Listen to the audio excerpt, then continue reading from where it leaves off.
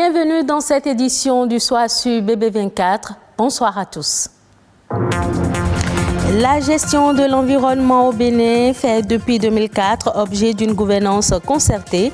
Tous les acteurs se sont réunis à Cotonou pour un dialogue national sur la gouvernance environnementale. À suivre dans ce journal le compte-rendu de cette séance. Le consommateur a des droits qu'il faut respecter. Ces droits sont-ils respectés au Bénin?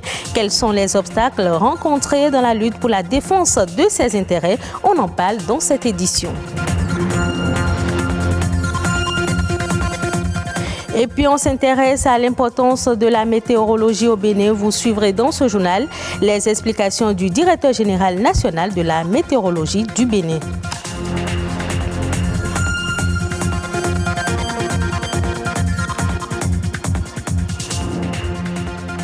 C'est un défi quotidien et universel. La gestion de l'environnement au Bénin fait depuis 2004 objet d'une gouvernance concertée pour laquelle s'allient l'État, les collectivités locales, la société civile, les acteurs privés et les partenaires techniques et financiers.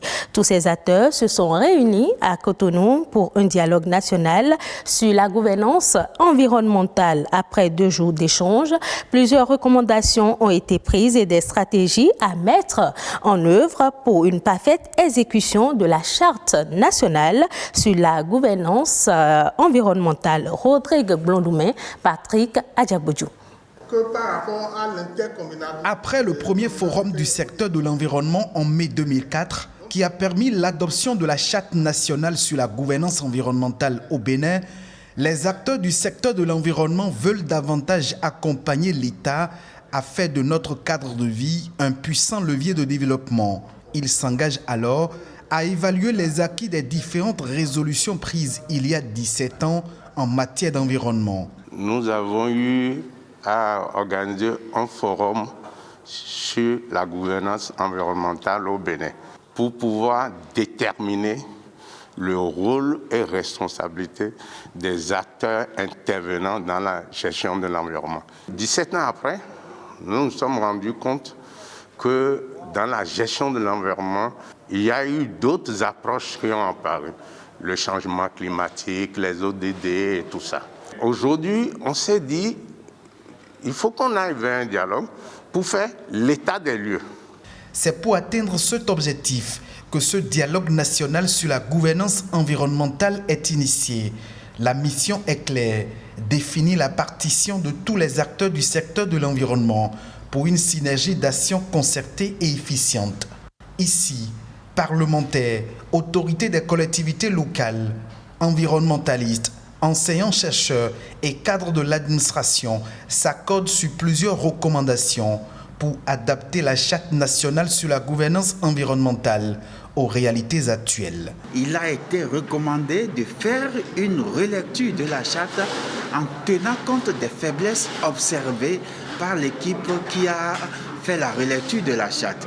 En ce qui concerne l'État, nous avons dit d'élaborer un répertoire de PTF et de l'actualiser périodiquement. Toujours en ce qui concerne l'État, nous avons dit de créer une tasse citoyenne pour le financement durable de l'environnement. Enfin, nous avons recommandé de définir les conditions d'accès au financement de la société civile. En ce qui concerne les communes, nous avons recommandé de promouvoir le système de jumelage des communes, de créer au niveau communal des tasses spécifiques pour la protection de l'environnement et enfin au niveau des communes, de promouvoir l'intercommunalité.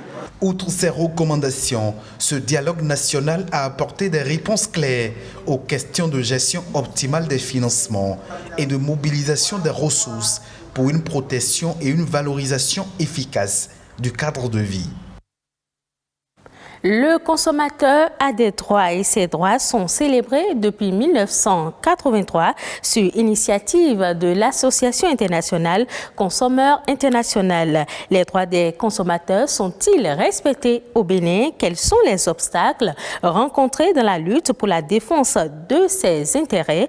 Plus de précisions dans ce reportage de Alessandra Thioton.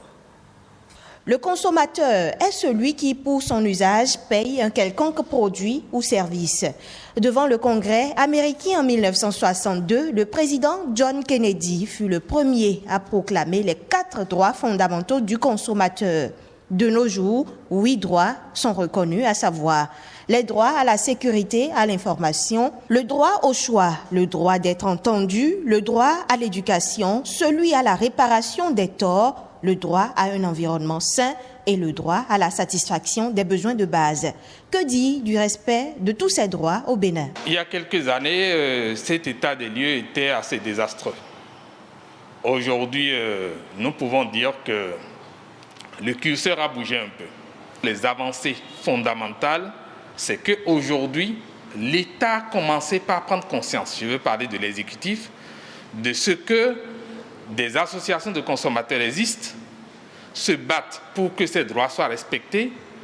Des régulateurs ont commencé par être installés dans tous les secteurs. Il y en a dans le secteur de la téléphonie mobile, il y en a dans le secteur de l'électricité, dans le secteur des médicaments aussi.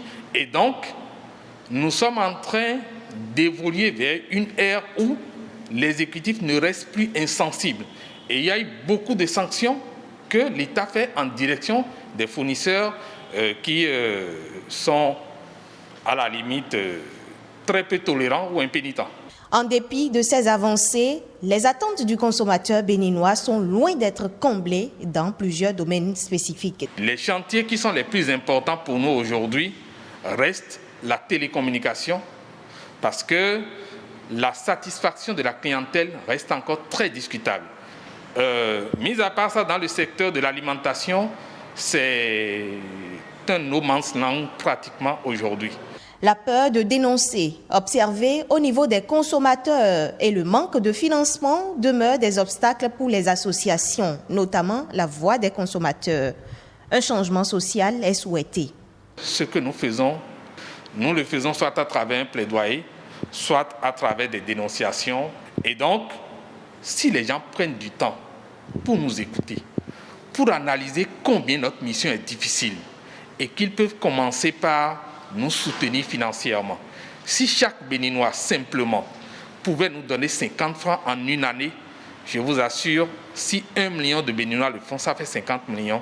Ça fait de quoi fonctionner, au moins faire fonctionner la communication. Nous attendons du gouvernement que le gouvernement prenne enfin plus de mesures pour que les associations de consommateurs crédibles, actives sur le terrain, puissent avoir des ressources pour être indépendantes et autonomes.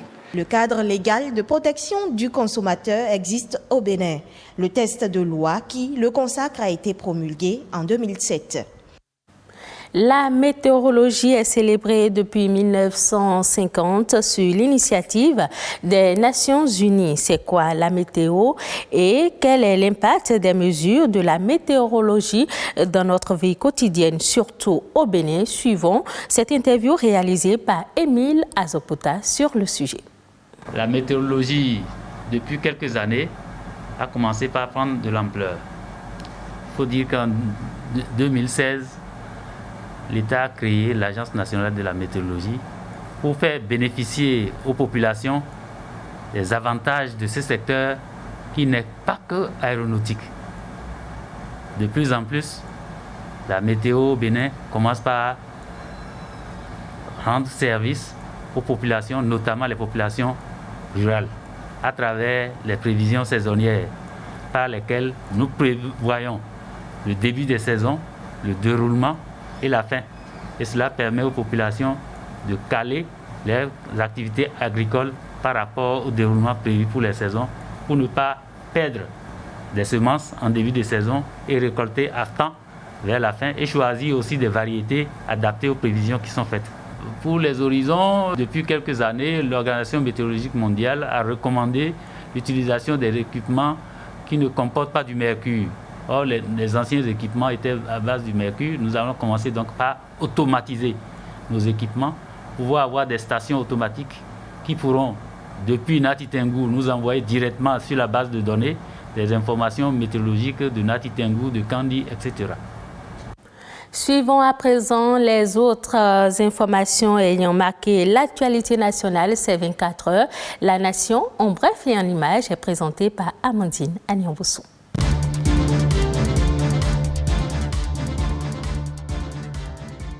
Lutte contre la COVID-19, le Bénin lancera sa campagne de vaccination le 29 mars 2021.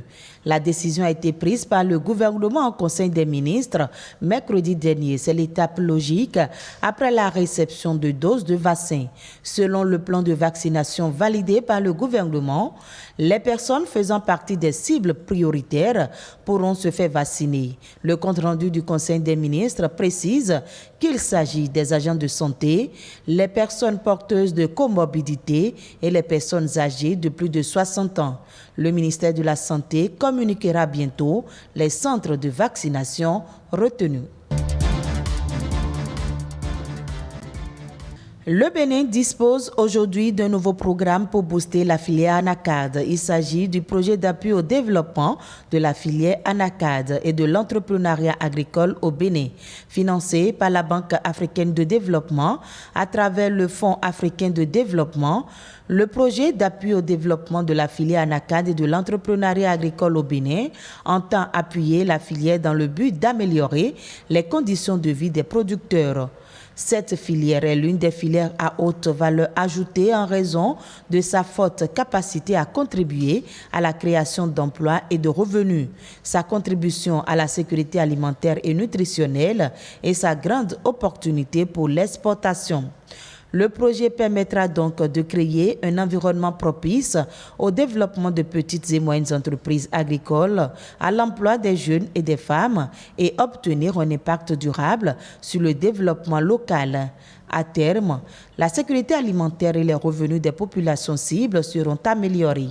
Les dimensions genre et environnement sont transversales à toutes les composantes du programme.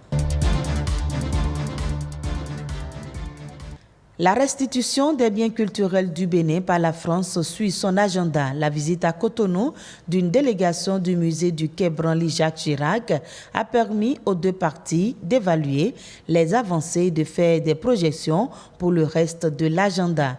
La délégation française a précisé que leur objectif est de faire en sorte que cette restitution décidée par le Parlement français se fasse de la manière la plus souple. Il faut attendre ces œuvres culturelles à Cotonou pour la fin de l'année 2021, mais cette restitution n'est pas une fin, mais plutôt le début d'un nouveau parcours commun. En attendant que la mission française ne se déploie sur le terrain, Jean-Michel Abimbola, ministre de la Culture, a précisé que le Bénin a mis le patrimoine, le tourisme et la culture au cœur du développement.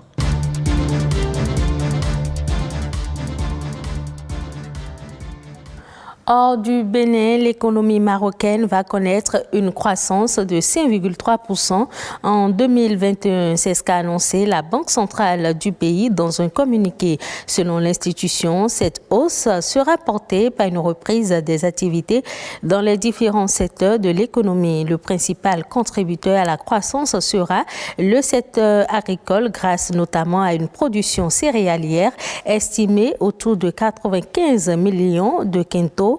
La croissance attendue est de 17,6%. À cela va s'ajouter une amélioration de la valeur ajoutée du secteur non agricole qui devrait augmenter de 3,5% cette année. Et ce sera tout pour cette édition. Merci de l'avoir suivi. Retrouvez ce journal sur le site de l'ORTB, www.ortb.bj.